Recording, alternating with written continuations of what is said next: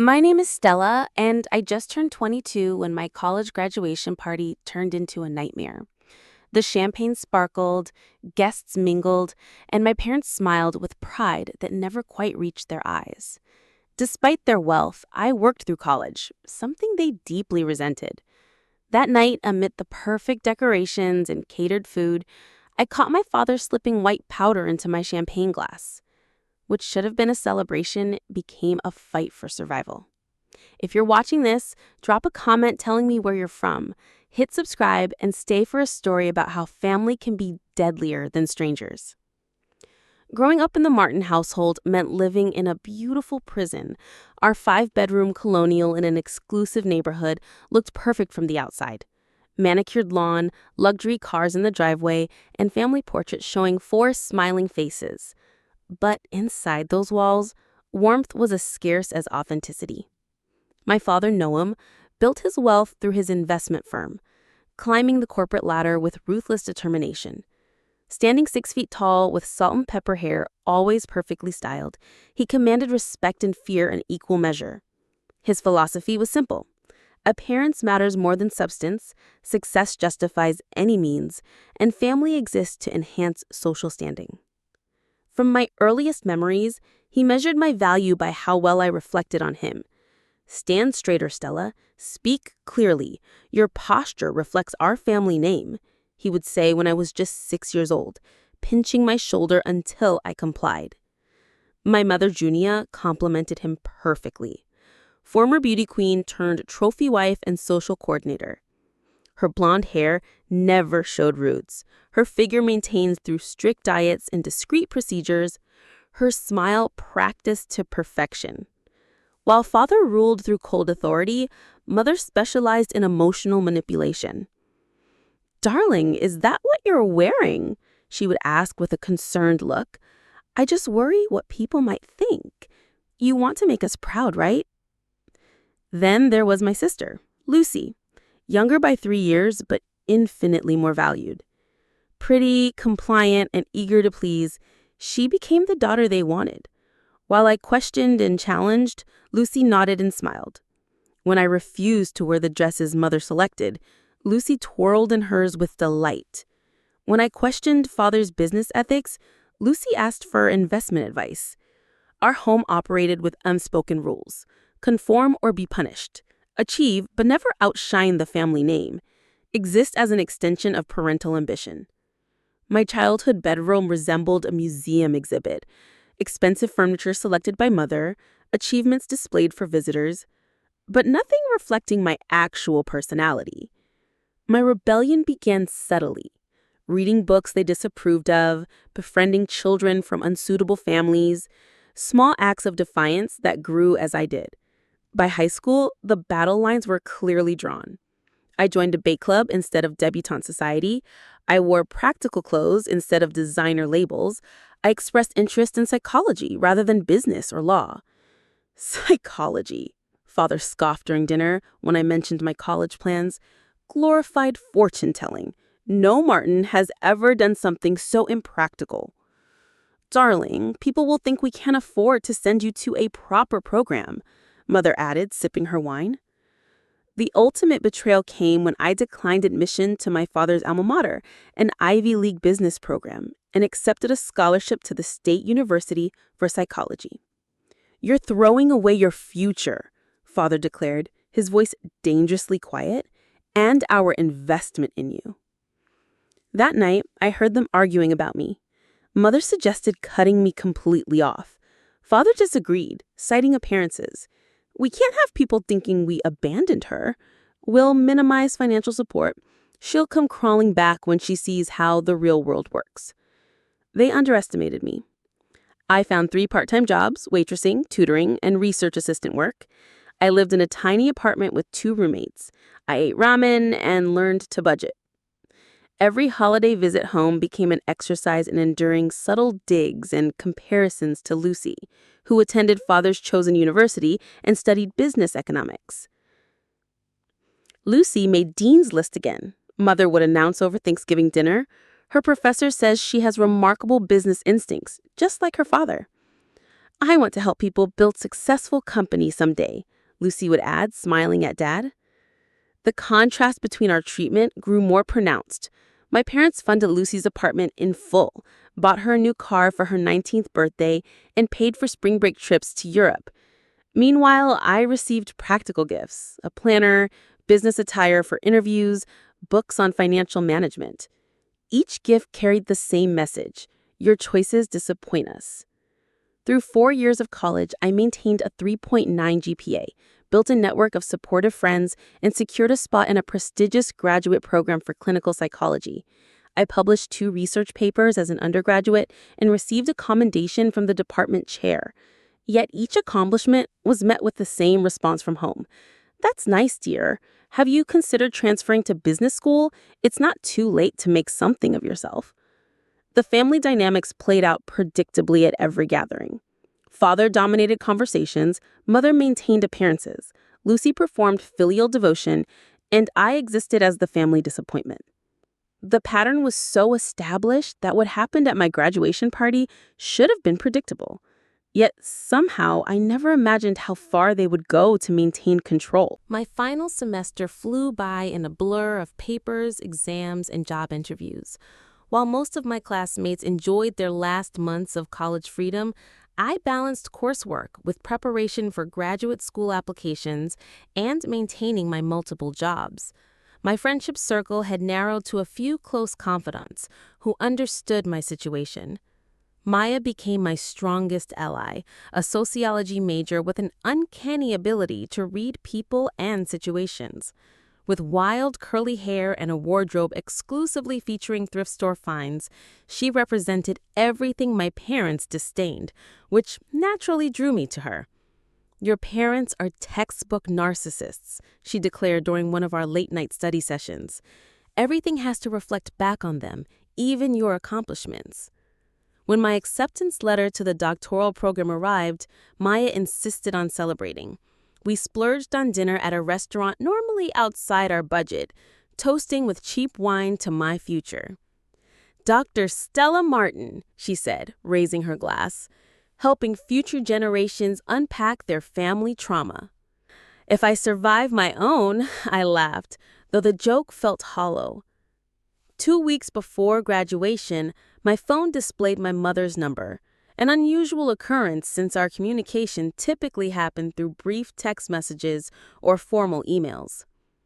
"Stella, darling, your father and I have decided to host a graduation party for you. We've already sent out invitations to our close circle and several university contacts who might be useful for your career choice."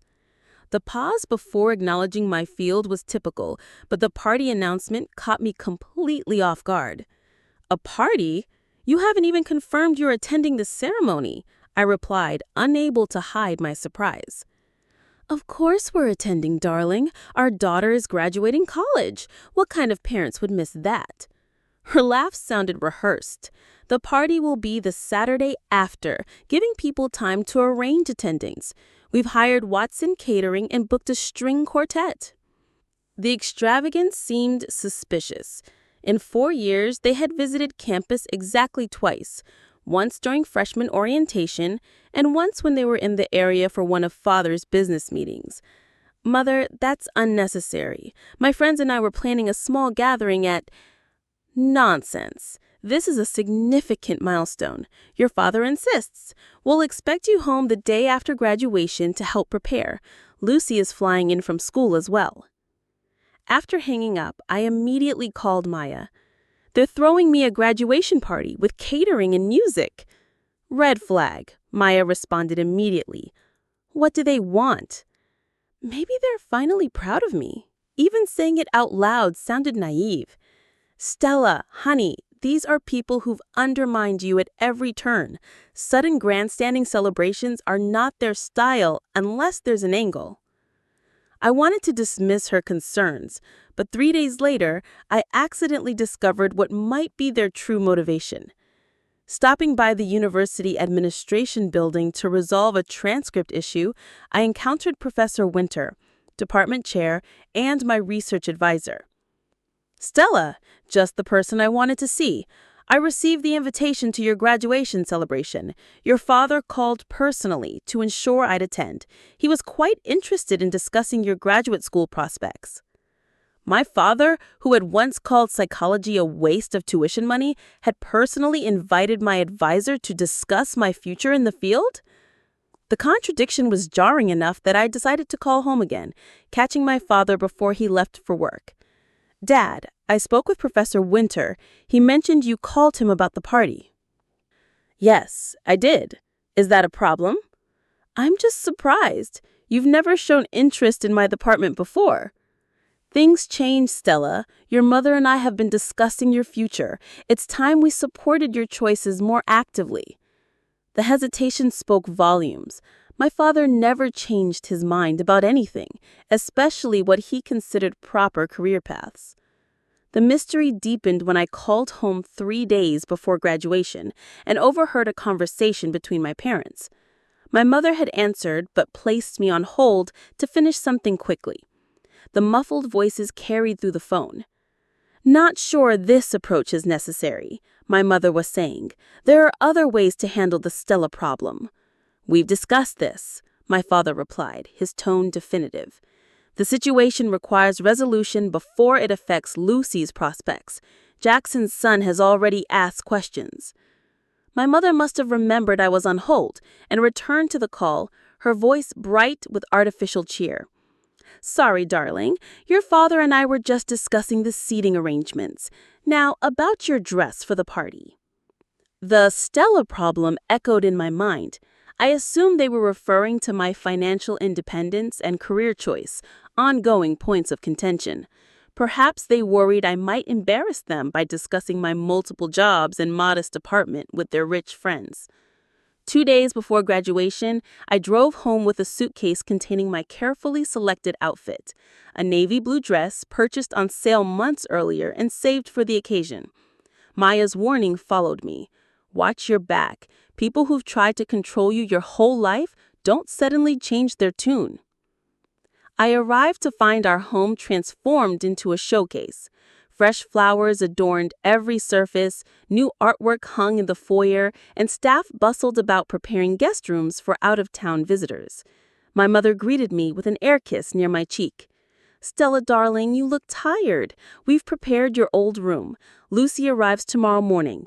Your dress is hanging in your closet. I brought my own dress, Mother.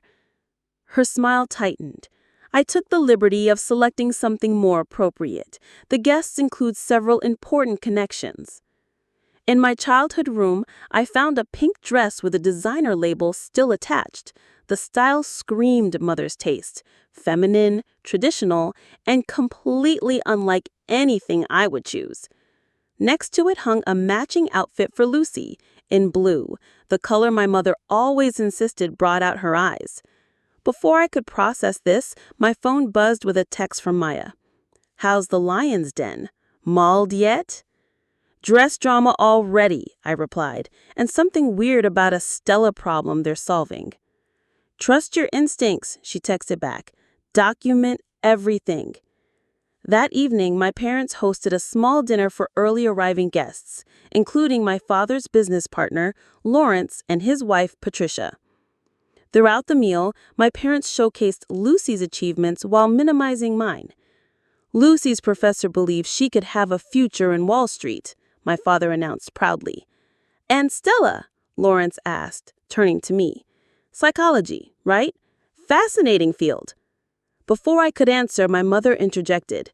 A phase. We think Stella has always been drawn to helping professions, but we're discussing more practical applications. Actually, I corrected firmly, I've been accepted to the doctoral program with a research focus on family systems therapy. An uncomfortable silence followed, broken by Patricia's genuine interest. That sounds incredibly valuable work.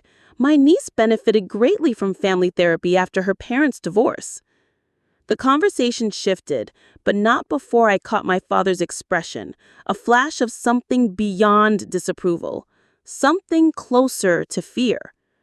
Later that night, passing my father's study, I overheard him on the phone. Everything is arranged for Saturday. The Stella situation will be resolved discreetly. No, Lucy remains unaware. Better that way. I retreated to my room, unease growing. What exactly was the Stella situation that required resolving, and why did it need to be kept from Lucy? Graduation morning arrived with perfect May weather.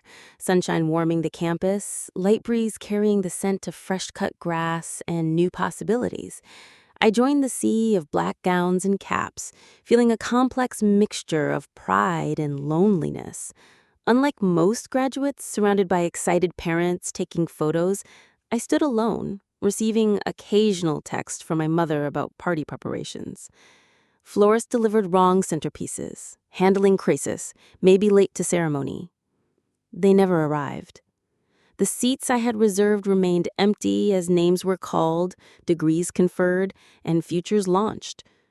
When Stella Martin echoed through the speakers, a small but enthusiastic cheer rose from the section where Maya and my other friends sat. I crossed the stage, accepted my diploma, and moved my tassel with no family witnesses. "They seriously didn't show?" Maya asked afterward, hugging me tightly. "Apparently, there was a centerpiece emergency," I replied, attempting humor to mask the hurt. "Their loss. You looked amazing up there." She snapped several photos of me in my cap and gown, for when you're a famous psychologist and need graduation photos for your book jacket. I arrived home to find the party already underway, though it was supposedly in my honor. Luxury cars lined our circular driveway, staff circulated with champagne and hors d'oeuvres, and a string quartet played in the corner of our expansive backyard. My mother intercepted me at the door, her smile strained. "Stella, darling, you're finally here. Quickly go change into your dress. People have been asking for you." "I was at my graduation, Mother, the one you missed." Her expression flickered briefly. "There was an issue with the flowers. Your father handled it. Now please go change and do something with your hair."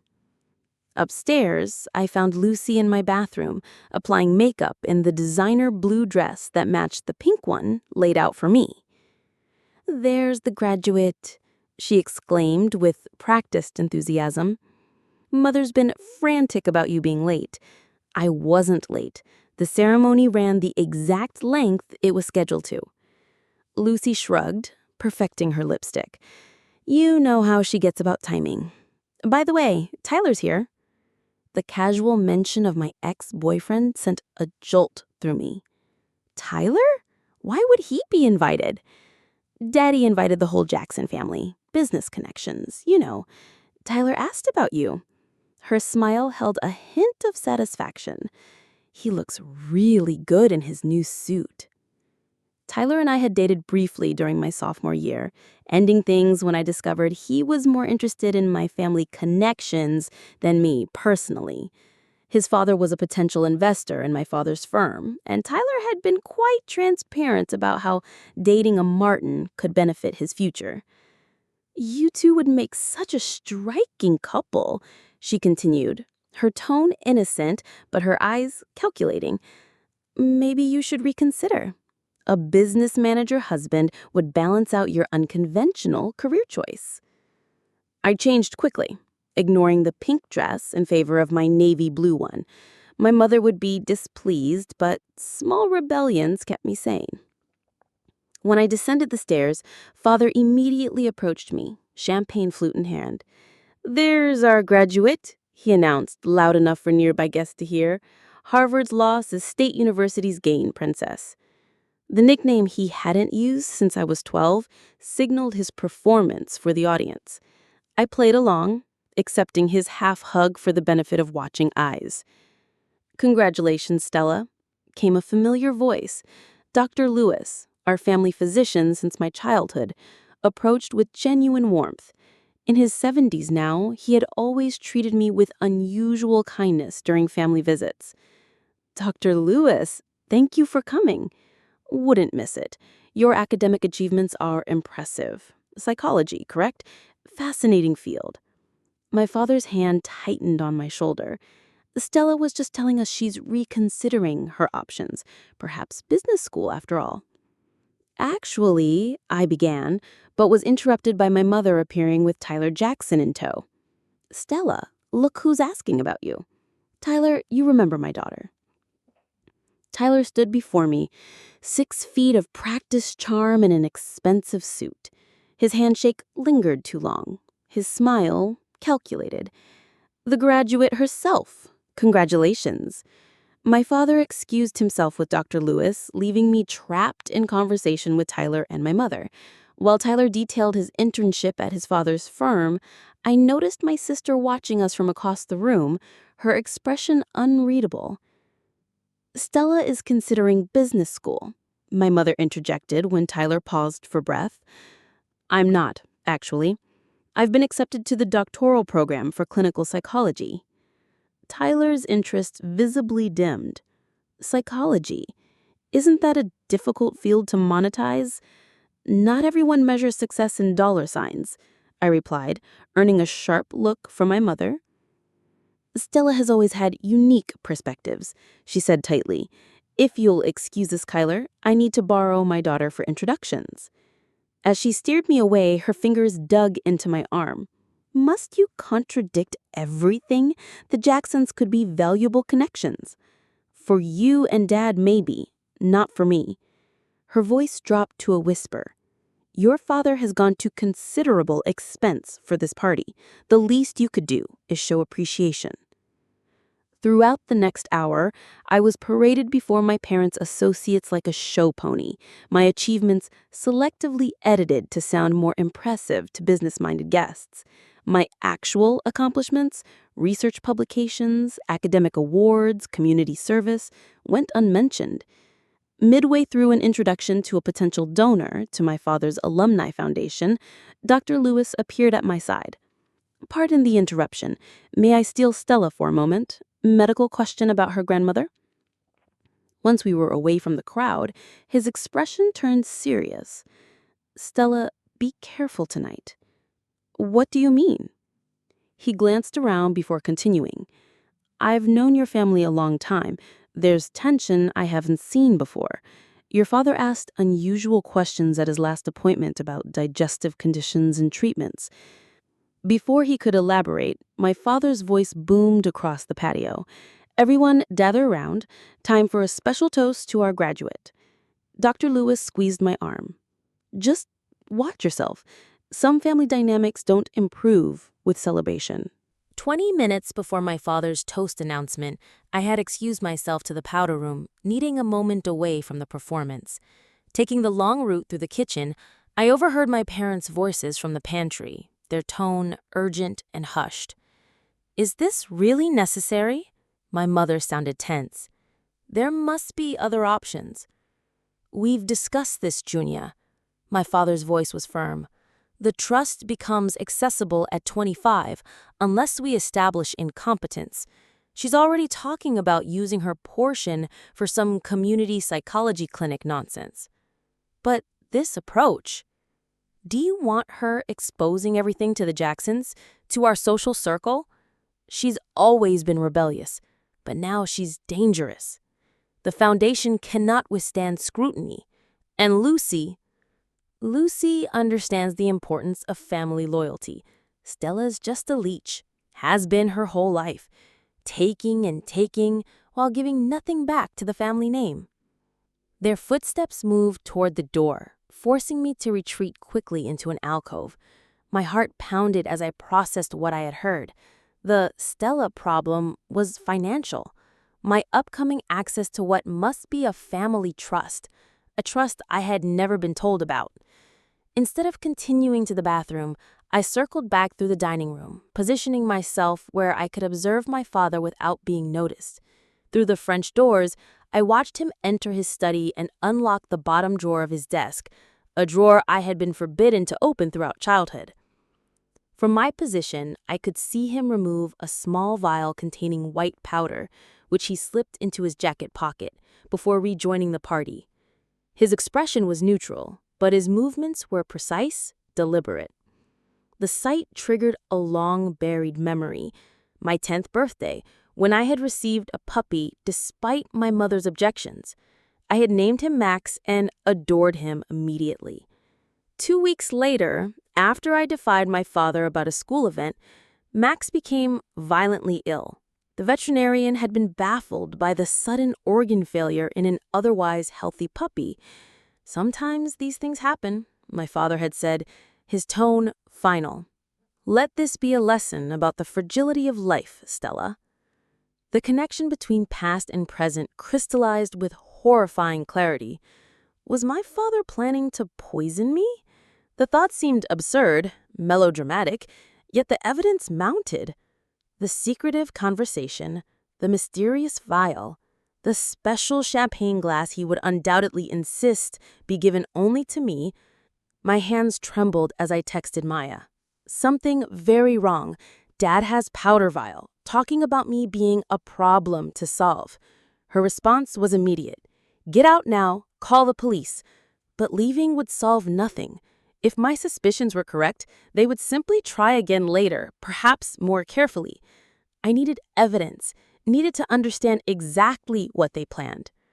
I slipped back into the party, maintaining a casual demeanor while keeping my father in peripheral vision. He circulated among guests, perfectly playing the role of proud parent, but his eyes tracked my movements constantly. When the catering staff brought out fresh champagne trays, I watched my father intercept one server near the kitchen door. Though I couldn't hear the exchange, I saw him indicate a specific glass with a gold rim, then surreptitiously empty something into it. When the server looked away, the white powder dissolved instantly, leaving no trace in the sparkling liquid. My mind raced through options. Confrontation would lead to denial. Refusing the drink would only delay whatever they planned. Switching glasses might endanger another guest. I needed to expose them in a way that left no doubt about their intentions. An idea formed. Risky, potentially dangerous, but decisive. I moved toward Lucy, who stood chatting with Tyler near the string quartet. I asked, "Enjoying the party?"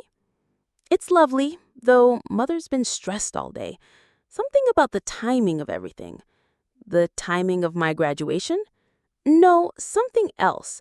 I overheard her telling Daddy that if this doesn't work, they'll try the alternate plan next week instead." Before I could press further, my father's voice called everyone to gather for the toast. Lucy looped her arm through mine, leading us to the center of the patio where our parents waited. The server approached with a special tray, my father's eyes fixed on the gold-rimmed glass. "Here she is, our graduate. Stella, this special vintage is just for you." He personally lifted the gold-rimmed glass from the tray, holding it out to me with a smile that didn't reach his eyes. My mother stood beside him, her expression a mask of pride, overlaying visible tension. As I reached for the glass, time seemed to slow down. I noticed Dr. Lewis watching intently from the edge of the crowd, his brow furrowed. I saw Lucy's curious expression as she observed the special glass. I caught the almost imperceptible nod between my parents when the glass passed from my father's hand to mine. My decision crystallized in that moment. I accepted the glass, feeling its weight, the weight of years of conditional love, of manipulation, of subtle and not so subtle punishment for failing to be the daughter they wanted. "Thank you, Dad," I said, my voice steady spite the adrenaline coursing through me. "Before we drink, I'd like to say something." The champagne glass felt cold against my fingers as I turned to face the gathered guests. My father's expression flickered with impatience, not the reaction of someone excited to hear a daughter's grateful speech, but someone watching a clock tick down. "I want to thank everyone for coming today," I began, my voice stronger than I felt. Graduation represents not just academic achievement, but personal growth. Looking back on my journey, I realize how much I've learned about psychology, about human behavior, about family dynamics. My mother's smile tightened almost imperceptibly. My father shifted his weight, glancing at his watch. In particular, I've come to value authenticity and honesty above all else. I raised the gold-rimmed glass slightly. And speaking of values, I'd like to recognize someone who's been a constant in my life, whose support has meant everything. My father's posture relaxed slightly, anticipating acknowledgement. My sister, Lucy. Confusion crossed her face as all eyes turned to her. Despite our differences, despite being pitted against each other our whole lives, you've remained my sister. Today, I want to honor that bond. I stepped toward her, extending the gold-rimmed glass. This special champagne Dad selected just for me, I want you to have it. A symbol of my hope for our future relationship. Panic flashed across my father's face. That's not necessary, Stella. It was chosen specifically for you. I know, which makes it mine to share as I choose. My mother stepped forward. Darling, Lucy already has champagne. This one is yours to celebrate your accomplishment. But Lucy, seeing an opportunity to be the center of attention, had already set down her previous glass and reached for the gold-rimmed one. I'd be honored to share your special champagne, Stella. No! My father's voice held an edge of desperation I had never heard before. Too late. Lucy, interpreting his objection as mere formality, smiled brightly and took a deliberate sip from the gold-rimmed glass. It's delicious. What vintage is this, Daddy? The color drained from my father's face. My mother swayed slightly, steadying herself against a nearby table. The reaction confirmed my worst suspicions. The champagne contained something harmful. Lucy, put that down, my father commanded, his voice sharp. Why? She asked, taking another sip, genuinely confused by the sudden attention. You said it was special champagne for Stella's... She stopped mid-sentence, her expression changing. That's strange. It tastes bitter underneath? Within seconds, Lucy's face flushed. She blinked rapidly, pressing her forehead to her forehead. I feel dizzy. What's happening? Someone call 911, I shouted, rushing to support Lucy as her knees buckled. Lowering her to a chair, I turned to my father. What did you put in that drink? Guests murmured in confusion. My father moved quickly, attempting damage control. She must be having an allergic reaction. Lucy has always been sensitive to alcohol. Lucy's had champagne at every family event since she was 18, I countered loudly. This isn't an allergic reaction. Dr. Lewis pushed through the crowd, medical instincts overriding social niceties. Let me through. I'm a physician. He knelt beside Lucy, who was now breathing rapidly, her pupils dilated. What are her symptoms? He asked me, checking her pulse. Dizziness, confusion, rapid onset after drinking from that specific glass. I pointed to the gold-rimmed champagne flute, now sitting on the table. Dr. Lewis looked up sharply at my father.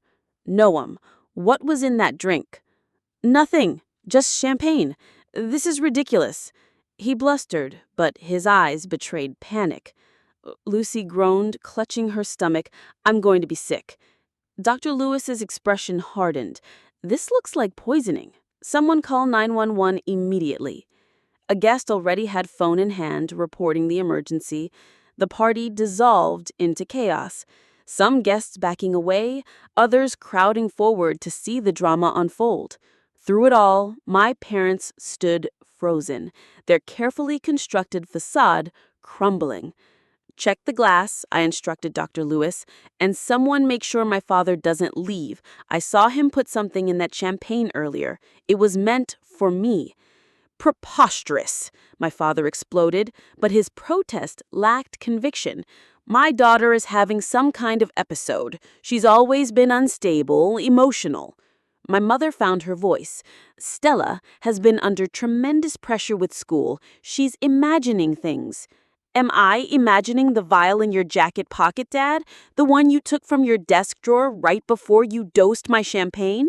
His hand instinctively moved to protect his pocket, confirming my accusation. Several guests gasped. Lucy retched violently, drawing Dr. Lewis's attention back to her. We need to get her to a hospital immediately. Whatever she ingested is causing a severe reaction. As if on cue, sirens wailed in the distance. My father made a subtle move toward the house, but I blocked his path. Running away, Dad. What happened to family loyalty? His expression darkened. You have no idea what you're talking about. Don't I? You called me a leech earlier today, said I was dangerous to the family. Was poisoning me really your solution to the Stella problem? Whispers rippled through the remaining guests. My mother stepped between us, her voice lowered to a harsh whisper. Stop this immediately. You're causing a scene. I'm causing a scene? You just tried to poison your own daughter? The paramedics arrived, pushing through the stunned crowd with a stretcher. Dr. Lewis briefed them quickly, handing them the gold-rimmed glass. Suspected poisoning. Preserve this for testing. As they loaded Lucy onto the stretcher, her gaze found mine, confusion and betrayal in her eyes. Stella, what's happening? You're going to be okay, I promised her, squeezing her hand. I'll be right behind you. My father attempted to follow the paramedics, but two male guests, Lawrence among them, stepped forward to block his path. Noam, you need to stay and explain what's happening. The police will want to speak with you. This is a family matter, he insisted, desperation edging his voice. Attempted murder isn't a family matter. I countered loudly. It's a criminal one. Police officers arrived minutes after the ambulance departed, responding to the 911 call. The remaining guests had separated into small clusters, shock and speculation passing between them like currency. One officer approached me. I understand you witnessed suspicious activity involving the victim's drink. Yes, and I have more evidence. I pulled out my phone, opening the voice recorder app I had activated before the toast. I recorded our interaction during the toast, and earlier I overheard my parents discussing their plans. My mother's perfectly maintained composure finally cracked. You recorded us without consent. That's illegal. So is attempted murder, Mother. As the police began interviewing witnesses, securing the scene, and collecting evidence, the carefully constructed image of the Martin family shattered completely. My father was escorted to the police station for questioning, my mother following in a separate vehicle. The graduation party, meant to be a celebration of achievement, or more accurately, the scene of my incapacitation, ended with crime scene tape across our manicured lawn. I rode into the hospital in Dr. Lewis's car, leaving behind the whispers and shocked faces of my parents' social circle. As we drove, he finally spoke the thoughts he had been holding back. I've suspected something wasn't right in your family for years. Your father's questions about untraceable substances, your mother's excessive anxiety medication, patterns of control I observed, but I never imagined it would escalate to this. Neither did I, but maybe I should have. The hospital waiting room became my home for the next 24 hours. Nurses moved efficiently around me. Doctors consulted in hushed tones, and police officers rotated through to take additional statements. Maya arrived within hours of my text, bringing clothes, coffee, and unwavering support. I knew your parents were toxic, but this is beyond anything I imagined, she said, sitting beside me as we waited for updates on Lucy's condition. The toxicology report confirmed what Dr. Lewis had suspected. The champagne contained a combination of sedatives and chemicals that would have caused severe disorientation, memory loss, and potentially respiratory depression if consumed in full. Lucy, having taken only 2 sips, was experiencing a milder version of what could have been fatal effects. The working theory, Detective Rivera explained during one of our interviews, is that they plan to incapacitate you, create a scenario suggesting psychological instability, and use that to maintain control of your finances. The trust fund, I murmured, remembering my father's words about establishing incompetence. I never even knew it existed.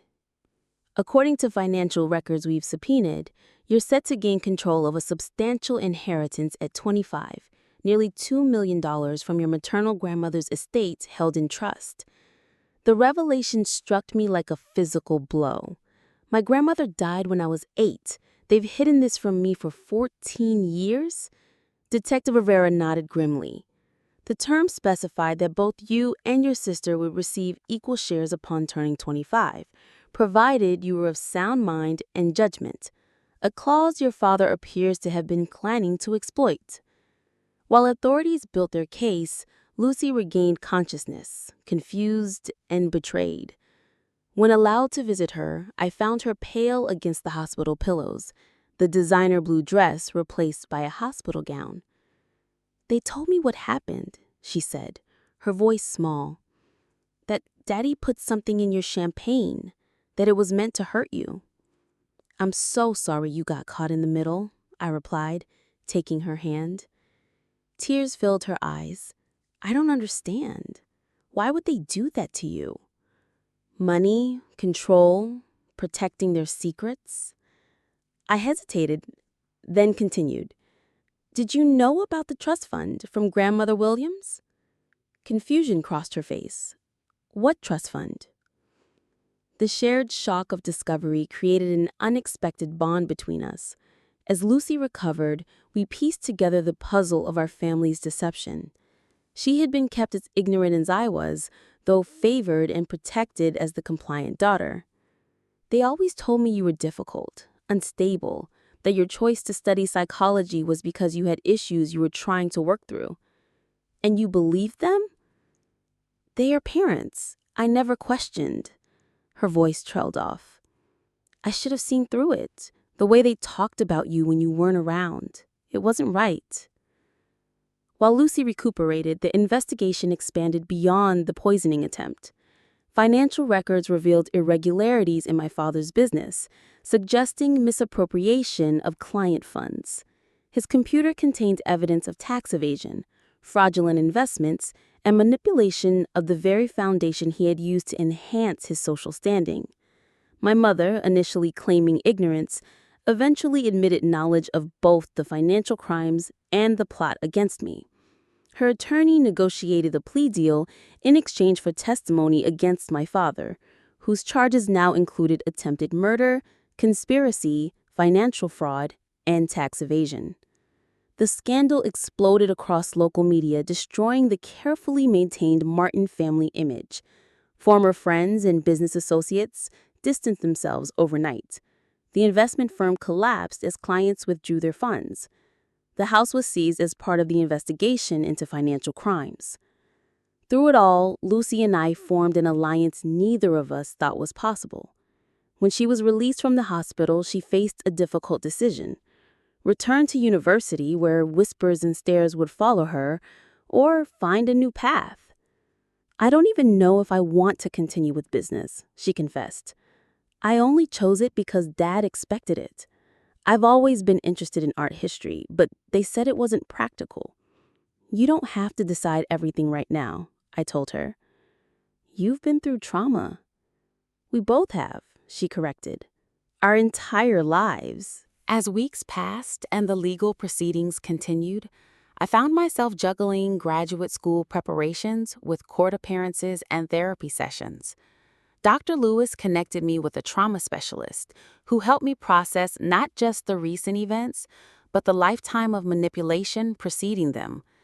"What you're describing is a pattern of narcissistic abuse," Dr. Chen explained during one session. "The constant undermining, conditional love, triangulation between you and your sister.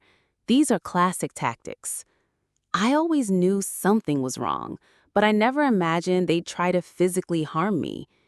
When narcissists lose control, they can become dangerous. Your independence threatens their narrative. The preliminary hearing for my father became a media spectacle. Dressed in prison orange instead of designer suits, He sat emotionless as evidence mounted against him. My mother, separated from him by both circumstance and legal strategy, appeared physically diminished, her carefully maintained appearance deteriorating without her usual resources. When called to testify, I faced them directly for the first time since the party. My father refused to meet my eyes, while my mother's gaze held a complex mixture of regret and resentment. "Miss Martin," the prosecutor asked, "when did you first suspect your parents intended to harm you?" "I had concerns when I overheard them discussing the Stella problem that needed resolving," I replied.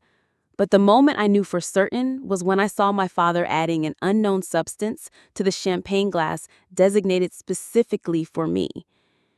"And why did you give that glass to your sister?" "I needed indisputable evidence of their intentions. I knew creating a public situation would force the truth into the open." I paused. "I never imagined Lucy would drink from it before I could stop her. I expected my father to intervene the moment I tried to hand it over." The judge's expression remained neutral, but the jury's horrified faces told me they understood the desperate calculation I had made. Outside the courtroom, reporters clamored for statements, their questions reflecting the public's morbid fascination with our family tragedy. I declined interviews, focusing instead on rebuilding some semblance of normalcy with Lucy. We found a modest two-bedroom apartment near my graduate program, pooling our limited resources while the trust fund remained tied up in legal proceedings. Lucy took a leave of absence from university, using the time to explore art history courses at the local community college and working part-time at a gallery. "Do you think we'll ever understand why they did it?" she asked one evening as we shared takeout dinner in our sparsely furnished living room. "Not the money part, but the rest of it. The way they pitted us against each other, the constant criticism, the control." "I don't know," I admitted. "Some family dynamics are too toxic to ever fully understand. But we can break the cycle." "Sometimes I miss them," she confessed quietly. "Is that horrible? After everything they did?" "It's normal. We can miss what we hope they could be, even while acknowledging who they actually were." 6 months after the graduation party that changed everything, my father was convicted on multiple charges and sentenced to 20 years in prison. My mother received a reduced sentence of 5 years for her cooperation. The family home was sold to compensate victims of my father's financial schemes. The prestigious Martin name became synonymous with scandal rather than success. Yet from the wreckage emerged something unexpected: an authentic relationship between sisters who had been manipulated into rivalry, and the beginning of a healing journey neither of us had imagined possible. Autumn leaves crunched beneath my boots as I walked across campus to my advanced psychopathology seminar. 6 months into my graduate program, I had established a routine that balanced academic demands with ongoing healing. The whispers that had followed me during the first weeks, "That's her, the one whose parents tried to poison her," had mostly subsided, replaced by recognition from my research and classroom contributions. My phone buzzed with a text from Lucy. "Gallery sold my first painting. Celebrating tonight?" Pride swelled as I replied with enthusiastic agreement. In the months since moving in together, Lucy had discovered genuine talent as an artist. Her work evolved from technically proficient to emotionally powerful. Her latest series, titled Family Systems, explored themes of identity and false narratives through abstract imagery. Our apartment had transformed from a sparse refuge to a true home. Lucy's artwork brightened the walls, my psychology books filled the shelves, and photographs documented our new memories rather than manufactured family moments. We had established traditions entirely our own: Sunday morning coffee at the local cafe, monthly movie marathons, honest conversations without fear of manipulation. The therapy sessions continued for both of us, sometimes together, sometimes separate. Dr. Chen had become a trusted guide through the complex landscape of family trauma. "Recovery isn't linear," she reminded us during a joint session. There will be days when anger overwhelms you, days when grief feels unbearable, and days when you question your own memories. Those words proved prophetic when the first letter arrived from our mother 3 months into her incarceration. Her elegant handwriting, once used for social correspondence and party invitations, now filled prison stationery with apologies and explanations. I never wanted to harm you. I was trapped in your father's world, afraid to contradict him. Please understand, I had no choice. Lucy wanted to respond immediately. I needed time to process the implicit denial of responsibility, the continuation of victim narratives even from behind bars.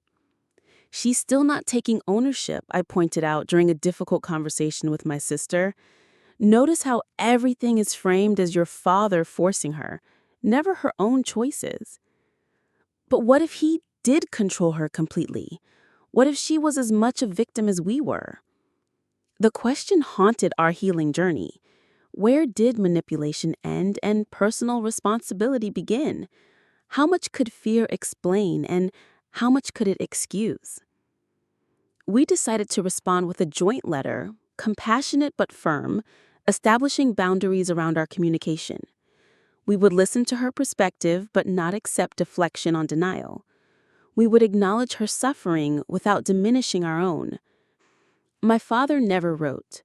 According to his attorney, he maintained that the entire situation resulted from my psychological instability and vindictive nature. Even faced with irrefutable evidence and legal consequences, he clung to the narrative that had defined our family dynamic: his infallibility versus others' deficiencies. The trust fund was eventually released from legal hold, providing both Lucy and me with financial security we approached with caution and consciousness.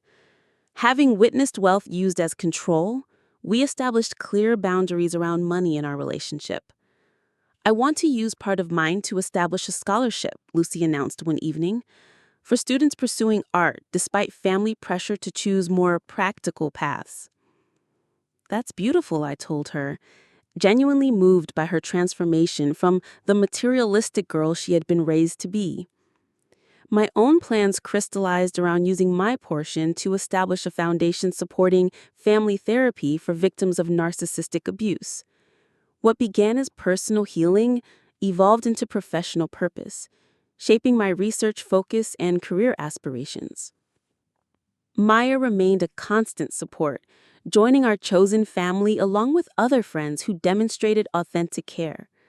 Together, we celebrated milestones that might seem small to outsiders, but represented significant healing for us. The first holiday season without manufactured family perfection, the first time Lucy stood up to a controlling professor, my first published paper on psychological manipulation within family systems. Not all relationships survived the transformation. Tyler, who had briefly dated Lucy after the scandal, disappeared when media attention waned and the Martin name no longer carried social currency. Some former family friends maintained uncomfortable distance, uncertain how to relate to us without our parents as intermediaries. But Dr. Lewis became a grandfatherly figure, checking in regularly and offering wisdom from his decades of observing human behavior. The greatest tragedy, he told us during a dinner at our apartment, is how much potential for genuine connection was sacrificed for appearance and control. 1 year after the graduation party, we stood together in the cemetery where our maternal grandmother was buried. The woman whose trust fund had inadvertently triggered our parents' desperate action remained largely unknown to us, her memory curated through our parents' selective storytelling. "Do you think she would be proud of us?" Lucy asked, placing flowers on the grave. From the little we've learned about her, I think she valued authenticity. She built her own business when women weren't expected to work, chose her own path despite social pressure. That's why she established independent trusts for us instead of leaving everything to our parents. We're more like her than them, Lucy realized, a small smile forming. The insight felt like a gift, the discovery of healthier branches in our family tree, roots that extended beyond the toxic soil of our immediate upbringing. As winter turned to spring and spring to summer, our healing journey continued with inevitable setbacks and surprising breakthroughs. The nightmares decreased in frequency, the hypervigilance around food and drink gradually subsided, and we learned to trust our own perceptions after years of gaslighting. The opposite of toxic family systems isn't perfect family systems.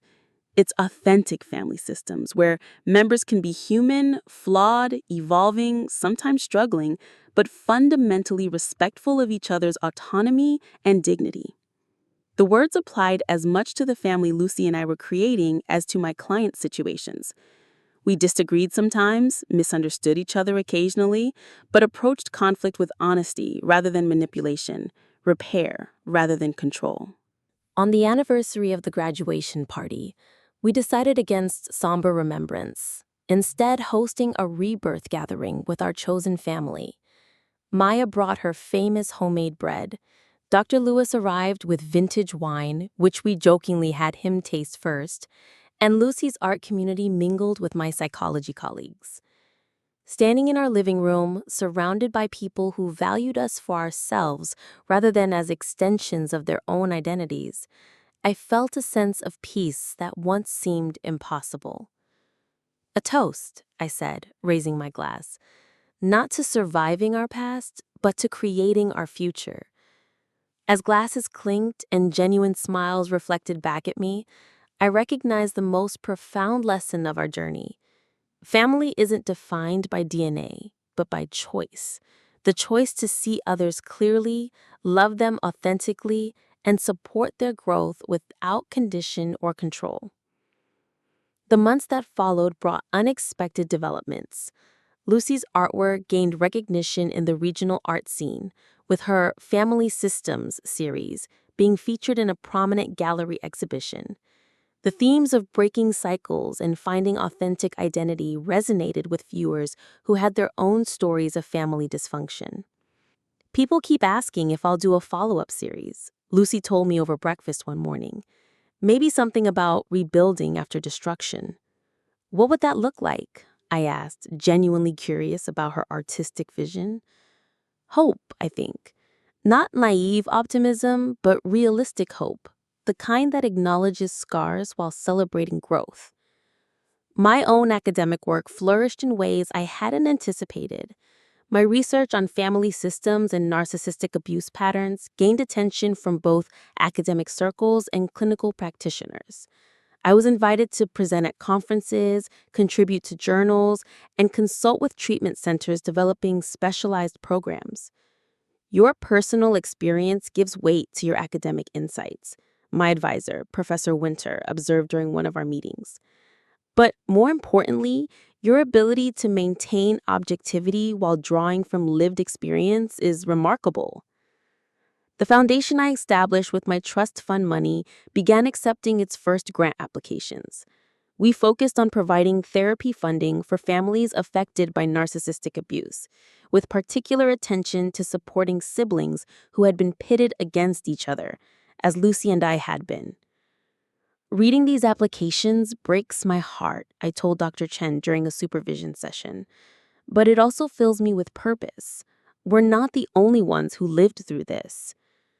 "How does it feel to turn your trauma into a tool for helping others?" "Like the pain finally has meaning. Like maybe everything we endured can prevent someone else from suffering the same way." The relationship between Lucy and I continued evolving in healthy directions.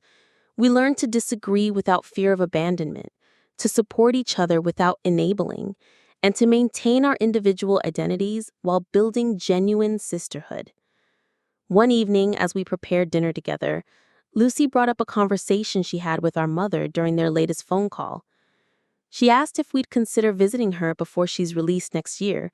She says she's been in therapy and wants to make amends. I paused in my meal preparation. "What did you tell her?" "That I think about it and talk to you." She looked up at me. "I know you're further along in accepting that she's responsible for her choices. I'm still working through some of those feelings." There's no timeline for forgiveness, and visiting her doesn't mean we have to forgive everything or go back to old patterns. If you want to see her, I'll support that decision. If you don't, I'll support that too. Would you come with me if you decided to visit? I considered carefully. Yes, if you think it would help, but we'd need clear boundaries about what we will and won't discuss, and we'd need to process it thoroughly afterward. This conversation marked a significant milestone in our healing, the ability to discuss our parents without intense emotional reactivity, to make decisions based on our current needs rather than old programming. Winter arrived with its own set of challenges and growth opportunities. I was offered a research assistantship that would fast-track my doctoral program, but require relocating to another city. Lucy received an invitation to participate in a prestigious artist residency program on the opposite coast. "We've never been apart by choice," Lucy observed as we discussed our options. "Even when I was away at college, it felt like running from something rather than moving toward something." "These opportunities feel different," I agreed. "They're about growth, not escape." "I'm scared," she admitted. "What if we lose this connection we've built? What if being apart makes us drift back into old patterns?" "What old patterns?" I asked. "Competition? We don't do that anymore. Secrets? We've committed to honesty. Using each other for validation? We've learned to find that within ourselves." Over the following weeks, we carefully evaluated our options, consulting with Dr. Chen, discussing with Maya and Dr. Lewis, and ultimately making decisions that honored both our individual growth and our sisterly bond. "I think we should both take our opportunities," Lucy announced one morning. "We've proven we can choose each other even when we're physically together. Now we get to prove we can choose each other across distance." The decision felt scary and right simultaneously, another step in breaking free from the enmeshed family patterns that had defined our early relationship. As spring approached, bringing with it preparation for our temporary separation, I reflected on how dramatically our lives had changed. 2 years earlier, we had been strangers living in the same family, performing roles that served our parents' needs rather than our own development. Now we were individuals who had chosen authentic relationship with each other, people who had transformed trauma into purpose, sisters who had learned that true family loyalty meant supporting each other's growth rather than maintaining false unity. The day before I left for my research position, Lucy and I sat in our favorite coffee shop, the same place where we had shared Sunday mornings for nearly 2 years. The familiar routine felt different now, tinged with the bittersweetness of transition. "I keep thinking about that graduation party," Lucy said, stirring her latte thoughtfully. "How terrified I was when I realized what had happened. How confused I felt about everything I thought I knew about our family." "And now?" "Now I'm grateful," she said, surprising me. "Not for the trauma, but for the truth." We could have gone our whole lives living those lies, competing with each other, never knowing who we really were underneath their expectations. I nodded, understanding completely. The poisoning was horrible, but it forced everything into the open. No more pretending, no more carefully managed family image. "Do you think we would have figured it out eventually, even without such a dramatic catalyst?" It was a question I had pondered often. "Maybe. Your art was already changing, becoming more personal. My psychology studies were making me see family patterns more clearly. But it might have taken decades, and we might have passed some of those patterns on to our own families." The thought of cycles broken rather than perpetuated filled me with profound satisfaction. Over our final dinner together, before my departure, we established new traditions for maintaining connection across distance. Weekly video calls, shared photo albums of our new adventures, and a commitment to process major decisions together, even when apart. "You know what I've realized?" Lucy said as we cleaned up after dinner. "We never learned how to be sisters when we were children. We learned how to be competitors, how to survive in a toxic system, how to perform for parents who saw us as reflections of themselves. But we never learned sisterhood. "We're learning now," I replied. "Better late than never." And we're teaching ourselves. No models, no guidance from healthy family relationships. We're creating something entirely new. The pride in her voice reflected my own feelings. We had become pioneers of our own healing, architects of relationship dynamics neither of us had experienced in childhood. My research position introduced me to a team studying intergenerational trauma patterns, work that felt like a natural extension of my personal journey.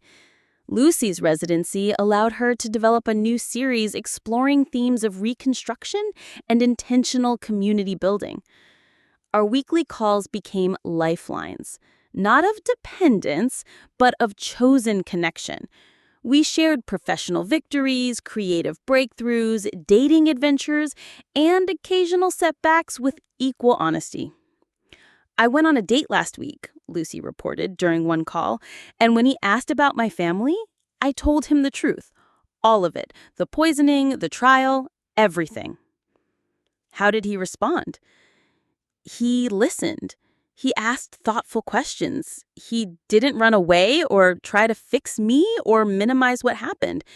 And I realized that's what healthy people do when you're honest with them. These small victories in navigating new relationships felt monumental given our background of manipulation and conditional love.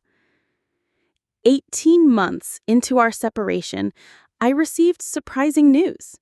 Our mother was being released early for good behavior and participation in prison therapy programs. She had written requesting a meeting with both of us. Lucy and I discussed this development extensively, consulting with Dr. Chen and our individual therapists before making a decision. "I want to see her," Lucy decided. "Not to reconcile necessarily, but to see if her claimed growth is real, and to show myself how much I've changed." We arranged to meet our mother at a neutral location, Dr. Chen's office, with her present to facilitate the conversation. The woman who entered the room bore little resemblance to the perfectly coiffed matriarch of our childhood. Prison had aged her, but more significantly, she carried herself differently, less performance, more genuine emotion. "I don't expect forgiveness," she began without preamble. "I'm here because I owe you both acknowledgement of the harm I caused and the part I played in your father's schemes." Over the course of 2 hours, we heard details we had never known, apologies that felt genuine, and admissions of responsibility that would have been impossible from the woman she used to be. "I told myself I was protecting you by going along with your father's control," she said at one point. "But I was protecting myself, my lifestyle, my image, my comfort. I sacrificed both of you to maintain those things." The conversation didn't magically heal decades of damage, but it provided something valuable: closure and confirmation that our perceptions had been accurate. When it ended, Lucy hugged her mother briefly. I shook her hand. We had not restored a relationship, but we'd achieved something perhaps more important. We had faced our past with strength and clarity. 5 years after the graduation party that changed everything, I completed my doctoral dissertation on family systems recovery and accepted a position directing a new treatment center. Lucy's art had gained national recognition, with her work featured in museums and private collections. More importantly, we had both built lives characterized by authenticity, meaningful work, and healthy relationships. We dated people who valued our independence, maintained friendships based on mutual respect, and continued learning how to love without manipulation or control.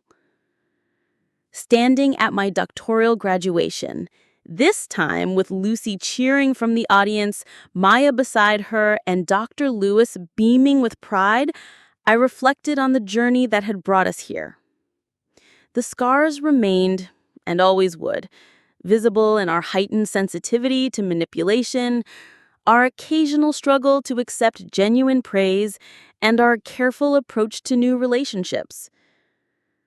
As I crossed the stage to receive my degree, I thought about the girl who had once desperately sought her parents' approval, who had endured years of conditional love and subtle undermining. She had been strong enough to survive and wise enough to recognize the truth when it finally emerged. But more than that, she had been brave enough to choose authenticity over appearances, growth over safety, and love over control. After the ceremony, as we celebrated with our chosen family, I raised my glass once more. To breaking cycles, I said, to choosing truth over comfort, growth over stagnation, and authentic love over manipulation. To proving that families of choice can be stronger than families of origin. The journey from victim to survivor to thriver had been long and difficult, but it had led us to lives we could never have imagined from within our toxic family system. We had learned that healing was possible, that authentic relationships could be built, and that the most powerful revenge was simply living well.